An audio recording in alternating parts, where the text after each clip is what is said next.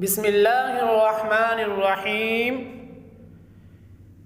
مال چاہیے، اولاد چاہیے، باغات چاہیے، پانی چاہیے، ایسا وظیفہ جس کا کوئی انکار نہیں کر سکتا، تو استغفار کرو، گناہوں کو چھوڑ دو۔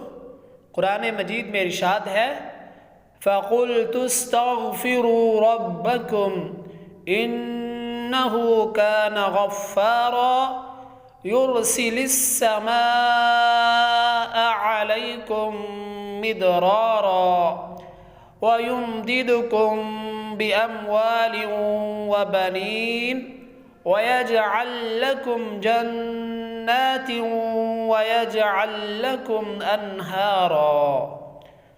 اور میں نے کہا کہ اپنے رب سے اپنے گناہ بخشواؤ اور معافی مانگو، وہ یقیناً بڑا بخشنے والا ہے، وہ تم پر آسمان کو خوب برستا ہوا چھوڑ دے گا اور تمہیں خوب پے در پہ مال اور اولاد میں ترقی دے گا اور تمہیں باغات دے گا اور تمہارے لیے نہریں نکال دے گا۔